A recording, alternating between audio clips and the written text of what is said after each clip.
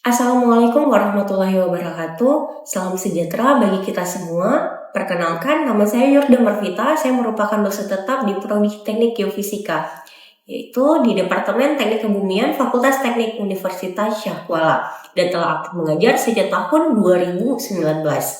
Nah, pada kesempatan ini saya akan menyampaikan pernyataan diri dosen untuk unjuk kerja Tridharma Perguruan Tinggi, khususnya pada bidang pengajaran, yaitu dalam rangka sertifikasi dosen tahun 2025. Saya menempuh pendidikan sarjana di Teknik Geofisika Universitas Syahkuala dan lulus pada tahun 2015.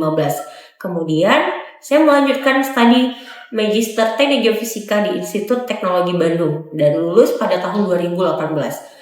Saya juga telah mengikuti program profesi insinyur dari Universitas Syahkuala pada tahun 2023. Salah satu mata kuliah wajib yang saya ampuh adalah Geofisika Kebencanaan dengan kode STGS 3040 yang dilaksanakan pada semester 6, yaitu sebanyak 2 SKS dengan sistem team teaching.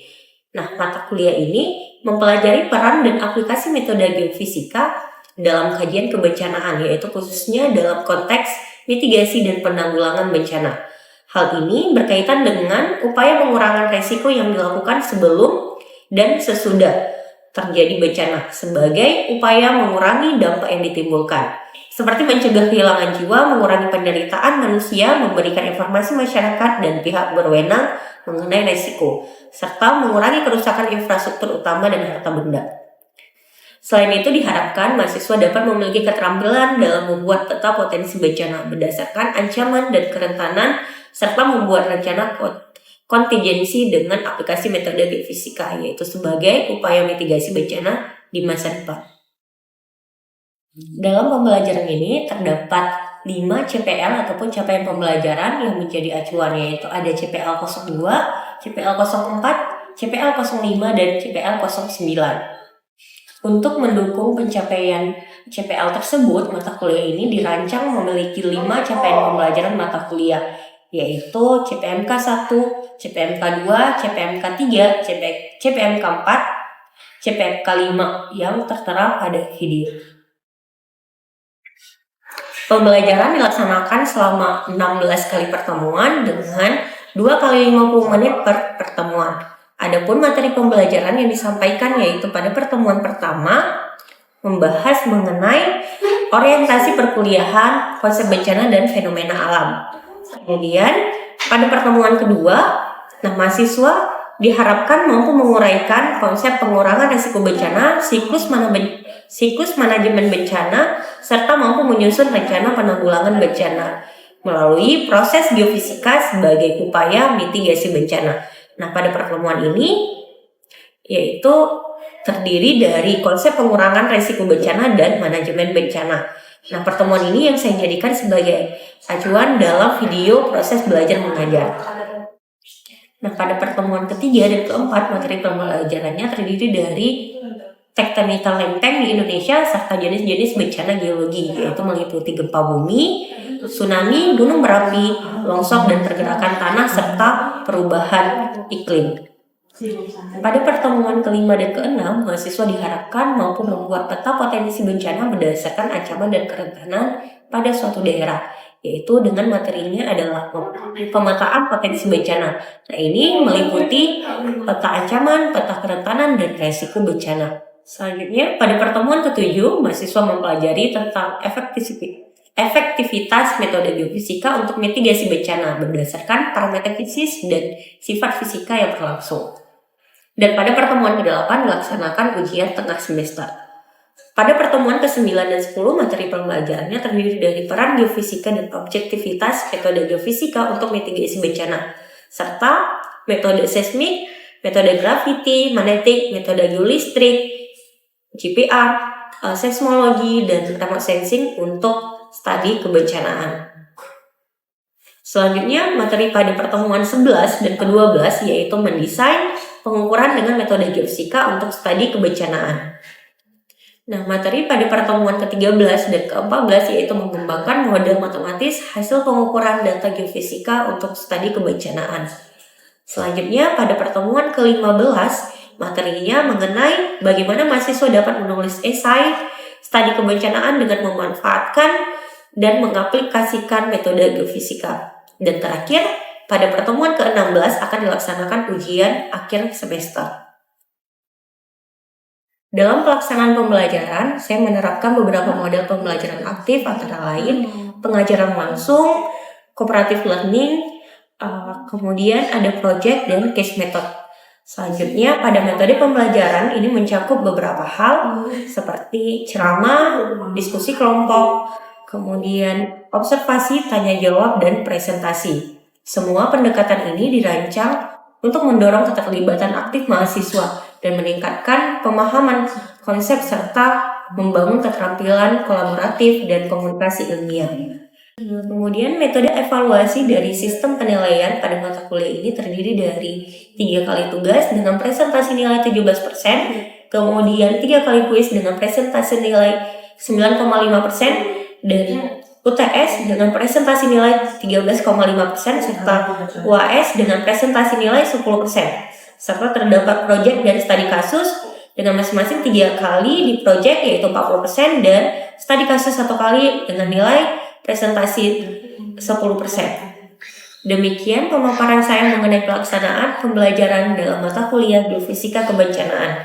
Selanjutnya, saya akan memperlihatkan proses belajar mengajar yang dilakukan di kelas yang dilaksanakan pada pertemuan kedua. Selamat menyaksikan. Terima kasih banyak. Saya akhiri, wabillahi taufiq wal hidayah. Assalamualaikum warahmatullahi wabarakatuh. Halo, assalamualaikum warahmatullahi wabarakatuh. Sebelum kita mulai hari ini, sama-sama kita berdoa terlebih dahulu ya. Semoga pembelajaran kita hari ini bisa bermanfaat untuk kita dan kedepannya juga. Doa selesai. Gimana kabar kalian hari ini? Sehat ya? Sehat ya, alhamdulillah. Walaupun cuaca lagi kurang mendukung ya, jadi jaga-jaga kesehatan semuanya. Nah, mungkin untuk kelas hari ini udah pertemuan kedua ya. Minggu lalu kita udah jelasin tentang RTS, kontrak kuliah dan sebagainya. Juga di awal pendahuluan tentang geofisika kebencanaan juga sudah kita bahas. Nah, hari ini untuk pertemuan kedua kita akan membahas tentang pengurangan resiko bencana dan manajemen bencana. Oke, jadi kita review dulu ya pembelajaran kita yang kemarin. Saya juga ada kasih tugas ya. Jadi coba siapa yang udah kerjain tugasnya, boleh kasih satu contoh kasus bencana yang ada di Indonesia. Oh boleh. Salah satu bencana di Indonesia yang pernah terjadi yaitu tsunami Aceh pada tahun 2006. Terjadi gempa sebelum tsunami dengan magnitudo sekitar 9,1 sampai 9,5. Nah itu gimana tuh? Tanggap darurat yang dilakukan oleh pemerintah saat itu seperti apa? Pemerintah pada saat itu langsung mengevakuasi beberapa masyarakat yang terluka dan juga masyarakat yang memiliki tempat tinggal langsung diberikan tempat tinggal sementara dan makanan. Oke. Nah kalau kita lihat bencana yang ada di Indonesia itu selalu ada, ya, selalu ada dan nggak bisa kita tolak gitu, karena akan selalu ada bencana yang datang ke Indonesia. Cuman bagaimana cara kita menanggapi dan meminimalisirkan bencana tersebut agar tidak terjadi korban jiwa yang banyak, seperti korban tadi dari tsunami itu berapa korbannya? Sekitar 110 ribu. Lumayan banyak ya. Oke. Nah, kenapa sih di Indonesia itu rawan terjadinya bencana? Ada yang bisa jawab? Oke, silakan. Yang pertama karena Indonesia itu terletak di antara 3 lempeng. Iya benar, karena terletak di antara 3 lempeng. Jadi menyebabkan bencana apa aja tuh? Gempa bumi. Gempa bumi ya, bencana geologi namanya. Gempa bumi terus? Ada karena Indonesia terletak di garis khatulistiwa. Sehingga Indonesia memiliki 2 musim, yaitu musim hujan. Apabila curah hujan tinggi dapat menyebabkan bencana longsor dan banjir. Dan pada saat musim kemarau bisa menyebabkan bencana kebakaran pada hutan dan lahan. Oke, itu bagian dari bencana hidrometeorologi tadi ya. Kalau misalnya dari bencana geologi selain gempa bumi tadi ada apa lagi? Indonesia juga berada di jalur vulkanik aktif atau yang disebut dengan bencana vulkanik. Contohnya berarti bencana vulkano ya. Nah ini kasus lainnya adalah pada saat bencana tsunami, kalian pernah dengar smoke? Pernah dengar ya? Nah, sebenarnya smoke sama tsunami itu sama, cuman smoke ini sudah lebih familiar didengar oleh masyarakat seluruh. Apakah ada korban jiwa? Ada yang tahu? Tidak ada ya. Nah, padahal di kejadian yang sama nih, sama-sama bencana tsunami, tapi dampak yang dihasilkan di Semeru sama di Banda Aceh dan sekitarnya itu bisa berbeda. Karena apa? Karena mitigasi yang tadi ya. Karena mitigasi yang cepat di daerah Semeru sehingga mereka tidak menimbulkan korban. Sedangkan di Banda Aceh, Melabuh, Calang itu korban jiwanya sungguh besar. Makanya di sini kita pelajari pengurangan resiko bencana dan manajemen bencana. Nah, makanya dari kejadian tsunami tadi kita bisa mengambil pembelajaran ya. Kalau misalnya bencana itu dia tidak dapat dicegah, karena bencana itu dia sifat mutlak dari alam gitu. Karena alam berproses gitu, dan selalu akan ada terjadi bencana. Yang bisa kita lakukan adalah meminimalisirkan ancaman bahaya tersebut gitu. Bahaya yang ada sehingga kita bisa melakukan mitigasi bencana ataupun upaya pengurangan bencana yang dampaknya itu bisa kita minimalisirkan. Tujuan pembelajaran kita hari ini adalah mampu menguraikan konsep pengurangan risiko bencana, siklus manajemen bencana, serta mampu menyusun rencana penanggulangan bencana melalui proses geofisika sebagai upaya mitigasi bencana. Selanjutnya yang kita pelajari adalah yang pertama parameter dari risiko bencana. Di risiko bencana kita melihat dulu apa sih risiko bencana. Nah, risiko bencana itu adalah potensi kerugian akibat bencana. Jadi gimana nih? Kalau terjadi bencana, potensi yang ditimbulkan itu akan seperti apa? Nah, ada beberapa komponen utama dari risiko bencana. Yang pertama itu ada hazard yang dinyatakan dalam simbol H ya. Kemudian ada kerentanan atau vulnerability itu dinyatakan dengan simbol V, dan kapasitas. Nah, kapasitas ini disimbolkan dengan huruf K. Jadi di dalam ilmu kebencanaan dia ada rumusnya ya. Nah, inilah rumusnya yang digunakan untuk pengurangan resiko bencana yang terjadi untuk kita bisa meminimalisirkan potensi bencana yang ada. Nah, jadi ada bahaya dikalikan kerentanan dan dibagi dengan kapasitas. Nah, mari kita melihat satu-satu apa itu resiko bencana, bahaya, kerentanan, dan kapasitas. Nah, ini kalau misalnya yang disebutkan dengan hazard adalah fenomena alam ataupun buatan yang berpotensi menimbulkan kerusakan. Nah, selanjutnya ada vulnerability ataupun kerentanan. Nah, ini merupakan tingkat kerentanan dari masyarakat, infrastruktur, dan lingkungan. Nah, yang terakhir ada kapasitas. Nah, kapasitas ini dia merupakan kemampuan masyarakat dalam mengatasi bencana. Nah, kita coba detailkan lihat lagi lebih lanjut. Jadi kalau kalian lihat nih, untuk menimbulkan suatu bencana itu pasti ada ancaman bahayanya terlebih dahulu, kemudian ada kerentanan. Nah, dari interaksi kedua ini akan menimbulkan resiko bencana. Wah, ternyata di tempat situ ada resiko nih bisa terjadinya bencana. Nah, kemudian jika terjadi pemicu, boom, bisa meledak, kita bisa terjadi bencana. Nah, ini ada bahaya ya. Jadi yang pertama kita akan menjelaskan tentang bahaya. Nah, sebelum penjelasan tentang bahaya, di sini juga ada beberapa gitu. Kita harus bedain dulu apa itu bahaya dan apa itu bencana serta katastrofi. Nah, kalau misalnya bahaya, ini kayak suatu fenomena alam atau buatan manusia yang berpotensi menimbulkan kerugian fisik dan ekonomi ataupun mengancam jiwa manusia dan kesejahteraannya. Nah, kemudian yang namanya bencana itu peristiwa yang bukan lagi potensi tapi sudah mengancam.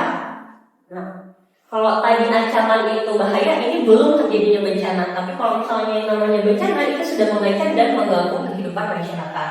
Selain dari bahaya dan bencana ini ada yang dinamakan dengan katastrofi.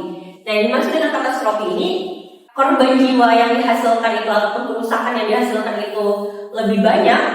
Nah, itu disebut dengan katastrofi. Misalnya tadi ada 15 orang yang meninggal, nah itu disebut dengan bencana. Tapi kalau misalnya udah 500.000 ataupun 500 orang yang meninggal ataupun 500 orang yang terluka, nah itu bisa masuk ke kategori katastrofi. Ya, yang tsunami tadi masuknya ke kategori bencana atau katastrofi. Katastrofi karena jumlah korbannya udah banyak ya. Juga yang terjadi kebakaran yang baru-baru ini di Los Angeles ya. Nah itu masuk ke kategori katastrofi karena jumlah korban jiwa yang dihasilkan itu banyak. Yang terjadi di Palestina itu walaupun itu kan buatan manusia waktu itu ya, konflik kepentingan, nah itu kan termasuk dengan bencana katastrofi. Nah misalnya nih kita bangun rumah nih di bawah lereng, yang kita tahu tuh di atas lereng itu bisa terjadi longsor. Nah itu disebut dengan bahaya. Tapi ketika batu-batuan yang di atas lereng tadi itu jatuh mengenai dengan rumah kita, itu dinamakan dengan bencana. Ya, jadi ini belum terjadi, masih berpotensi itu masuk ke dalam bahaya. Tapi ketika dia mengancam, sudah mulai mengancam, itu sudah masuk ke kategori bencana. Itu bisa dipahami ya, ya. Nah, yang kedua, sebenarnya kita masuk ke bagian resiko bencana. Nah, resiko bencana ini adalah potensi kerugian yang ditimbulkan akibat bencana pada suatu wilayah dalam kurun waktu tertentu. Kejadiannya bisa berupa kematian, luka, sakit, jiwa terancam, dan lain sebagainya. Nah ini dimasukkan ke dalam kategori resiko bencana. Nah resiko bencana ini dia merupakan gabungan kalau misalnya ada ancaman bencana dan kerentanan di sini. Nah, kita masuk ke bagian kategori kerentanan. Nah apa sih yang dimaksud dengan kerentanan? Kerentanan itu adalah seberapa besar suatu masyarakat, bangunan, ataupun suatu daerah akan mendapatkan kerusakan atau terganggu oleh dampak suatu bahaya. Nah di sini dia masuk ke bergantung ya pada kayak kondisi daerah tersebut seperti apa, geologinya, selain itu ekologinya, terus jenis material yang ada, infrastruktur, dan kedekatan kepada suatu daerah yang berbahaya ataupun rawan bencana. Kemudian di bagian kerentanan ini juga ada namanya paparan ataupun exposure. Nah, paparan ini dia mengacu kepada lebih ke objeknya. Kalau tadi ini kan kayak kondisinya ya, kondisi suatu di daerah situ tuh seberapa rentan sih dia terkena bencana. Tapi kalau misal paparan ini dia lebih mengacu kepada objeknya. Apa yang kena, siapa yang kena, nah itu dimasukkan ke lebih ke dalam kategori paparan. Misalnya nih ada rumah-rumah di tebing yang terjal, dia ini masuk kategori kerentanan ataupun paparan. Dalam pengurangan resiko tadi, hal yang paling penting kita lakukan adalah pengurangan dari si bahaya. Gitu. Kita kontrol bahaya dan kerentanan yang ada. Caranya bagaimana? Gitu. Contohnya dengan membuat sistem peringatan dini yang lebih akurat. Terus juga kayak set ilmiah ataupun data yang dipakai itu adalah data-data terbaru ataupun data-data akurat. Nah itu sangat kita bisa prediksi ke depannya itu bencana yang akan terjadi itu akan seperti apa. Mengurangi dari potensi bahaya yang ada. Jadi kita kenali dulu nih bahaya yang ada di daerah tersebut. Kedua, kita mengurangi sifat dari kerentanan, parameter dari kerentanan. Jadi mengurangi parameter kerentanan karena kalau kita tuh kadang apalagi di Indonesia tuh yang kita tahu rawan bencana, kita nggak bisa milih dan kita mau tinggal di mana gitu. Kadang mau nggak mau kita harus hidup berdampingan dengan bencana. Langkah yang bisa kita lakukan dalam mengurangi kerentanan itu kayak membuat tata ruang ataupun zonasi yang jelas mengenai kebencanaan dan juga mendesain kota yang lebih tahan terhadap bencana, jadi agar kita siap gitu dengan bencana yang ada. Tiga, ada namanya itu kapasitas.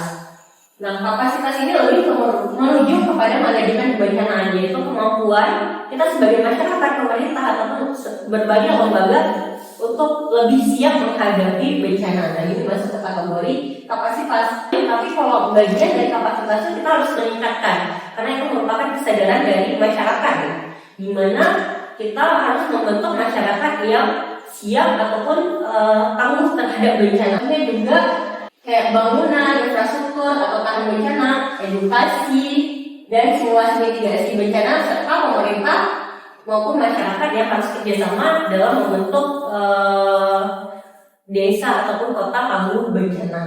Nah, kemudian ini bisa kalian lihat, ini ada perbedaan antara hazard, ancaman, bahaya, dan bencana ya. Nah, hazard ini dia bersifat alamiah ya, jadi dia tidak bisa diubah, mudah ketentuan dari Tuhan. Kalau misalnya bencana itu dia akan selalu ada karena itu merupakan keseimbangan dari bumi gitu ya. Nah, kemudian ada yang namanya kerentanan. Nah, kerentanan ini dia sangat bergantung pada ekonomi, pendidikan, teknologi, sosial budaya, dan lain sebagainya. Misalnya kerentanan yang kita perbaiki, kita perkecilkan kerentanan yang ada, kita bisa memperbaiki si dampak bencana yang terjadi. Selanjutnya misalnya nih ada contoh penerapan dari rumus resiko tadi ya. Ada yang ingat tadi rumusnya gimana? F sama dengan K-nya apa? Hazard kerentanan dibagi dengan kapasitas ya. Kasusnya sekolah yang berada di zona banjir, berarti hazardnya itu dia berada di dataran rendah ya, dataran banjir. Sekolahnya berada di dataran banjir. Sekolahnya tidak bertingkat sama tidak ada jalur evakuasi.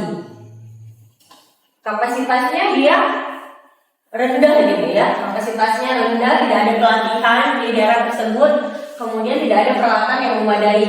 Berarti dia resikonya gimana? Resiko tinggi. Ada yang mau kasih contoh? Untuk yang lainnya boleh? Studi kasusnya itu Iya, studi kasusnya di mana? di tsunami di Lampung. Oke. Dari tadi tsunami terus ya, studi kasusnya ya. Hazardnya itu terjadi subduksi di wilayah megatrust. Oke. Berarti ada zona subduksi ya, terjadi subduksi. Ini vulnerability-nya Dulunya padat, namun tidak ada sistem peringatan dininya, jadi peringatannya sangat tinggi ya, Bu. terus kapasitasnya gimana? Kalau kapasitasnya kan padat penduduk, Padat penduduk. namun minim pelatihan dan juga minim evakuasinya, Bu. Jadi resikonya tinggi. Nah, berarti lebih ke bagian kapasitas itu dia lebih ke bagian kayak kurangnya gitu ya, edukasi ke masyarakat, pelatihannya tidak ada, terus evakuasinya, jalur evakuasi gitu ya. Jadi resikonya gimana nih teman-teman? Kalau berdasarkan studi kasus yang udah dijelasin sama teman kalian, resiko tinggi ya. Jadi apapun bencananya itu yang paling penting itu adalah tingkat kerentanan, vulnerability, terima kasih ya, vulnerability-nya dan kapasitasnya. Kalau misalnya kapasitas kita sebagai masyarakat itu siap ada bencana, maka resiko kita bisa jadi dapat resiko rendah. Dari pembelajaran mengenai pengurangan resiko bencana bisa kita ambil kesimpulan bahwa semakin besar ancaman dan kerentanan yang ada, maka semakin besar pula resiko bencana yang akan terjadi. Kapasitas itu berbanding terbalik dengan ancaman dan kerentanan.